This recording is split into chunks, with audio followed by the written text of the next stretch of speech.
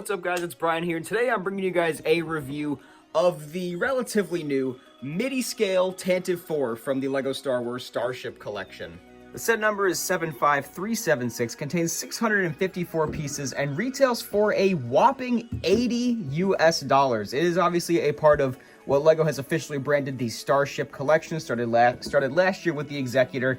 Now they have the Tantive, the Invisible Hand, and the Millennium Falcon on shelves right now. And 80 is a lot, is really pushing it for this set. But let's get into the build itself and see what exactly we're dealing with.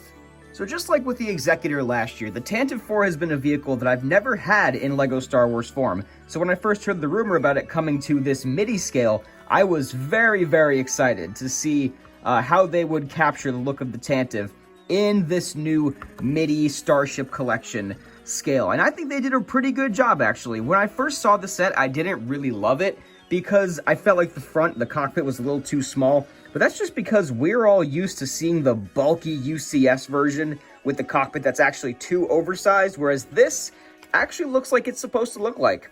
And I think they did a pretty good job overall with the shaping. There's some nice details on the bottom of the ship. I'm gonna detach it from its stand right here, which it does detach nicely from the stand here, so you can display it in whichever way you want to. You can also put it facing forward if you want to do that as well. But here's the ship without its stand, and so it's got some nice details on the bottom, which the Executor last year did not have. I just rewatched my review of the Executor to prepare for this review. Now, some of the details in the midsection here I didn't really like. I didn't like how platey it was up here, and just how awkward some of the shaping was with all the plates sticking out and the anti-studs. But after looking at reference pictures of the Tantive, this was probably the best they could do for something that's like a sellable product that the common people are going to have to build to enjoy the display model. Like, this isn't a mock, is what I'm saying. This isn't mock level detail here. But I think it's all right. So, like, this section is really not my favorite. But the engine section back here, I think, is wonderful. I love the way they did this all back here. The detailing up here is spectacular, going all the way around, and the details go onto the bottom as well. So even if you're looking at this thing from the bottom, you can see some very nice details. And I love the way the engines look. I love the way that you can display this from pretty much any angle and it looks good.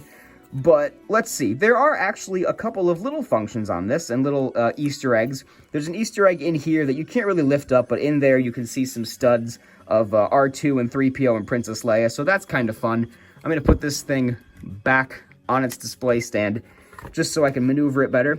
But all these little turrets up here, you can kind of move them around to point at different angles, which is definitely fun. You can display it in whatever way you want to. You want to have the guns like shooting back at the Star Destroyer like in the first scene of A New Hope. You could do that with the guns here. It's not obviously meant to do that, so it's kind of falling apart on me. But you see what's happening. You could turn them.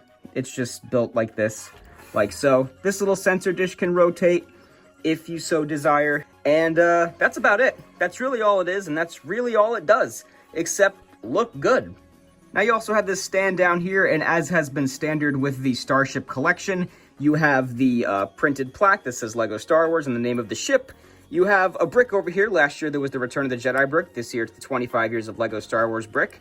And then on this side you have an empty slot where a minifigure could go, but LEGO just keeps on teasing us, and they just won't put a minifigure there. Even though this would have been a great time to bring back someone like Rebel Friend. There's my purest custom of Rebel Friend. Even this would have just been... it would have just made it so complete. I don't know why they're not doing this. I hope that when they continue the Starship collection, like next year, that they fix this mistake, because it really is, it's a mistake. I know some people don't think a minifigure is necessary to be in these, but seriously, if they're going to make a stand with a slot for a minifigure, you gotta put a minifigure in this to make the appeal more worth it. Especially with the prices that they're charging for these, because $80 for this is really steep. Now, I think with the success of last year's Executor, LEGO really understood the desire for MIDI-scale ships like this and replaced the helmet collection with these sets. But to give a bit of a value comparison here, this set is $80. And now, it is a little bulky, like, it's definitely heavy. You can feel some weight to it. But I don't really care about that. I care about what I can see and what I can display and what it looks like, the space it takes up. Whereas a set that came out alongside this Tantive was the Darth Maul Infiltrator. This is a $70 set with 4 minifigures and how many pieces fewer? It's got 14 pieces fewer than the Tantive 4. And it retails for $10 cheaper, and you get 4 minifigures, a vehicle that it's not that bad on display. The size comparison is there. They're very similar size, and if you take this off of its stand again, it's pretty similar. Like, you can see exactly the size here. There is no reason, right, Poppy? There is no reason why this set should be $10 more than this one.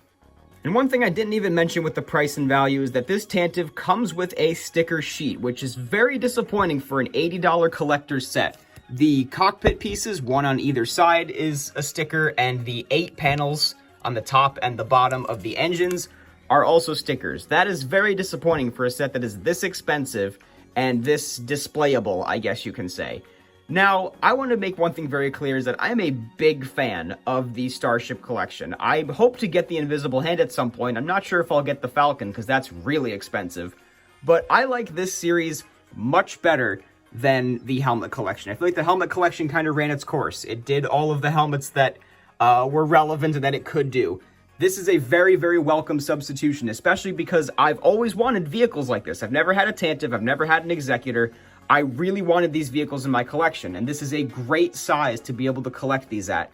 However, LEGO is going a little crazy here with the prices of these. I mean, this Executor last year was $70. Inflation didn't hit that hard, so I don't see why this set is $10 more and has a sticker sheet. Now, the other thing, they really need to have minifigures in these sets. A minifigure right here on the stand would just make the display look so much more complete, and I just don't understand why they're not doing this. I understand with the helmet sets, because they would have had to redesign the entire stand to put a minifigure into these helmet sets. So I was never too mad about there not being minifigures in these sets. I get why people were mad. I didn't particularly care. But literally, come on, they gave us a slot for a minifigure, and there's no minifigure. It doesn't make any sense. So I did pay $80 for this, but that was because it was on May the 4th with all the promos and the gift with purchase. I could justify it. But I'm not going to pay full price for any more of these Starship Collection sets, even though I want more of them.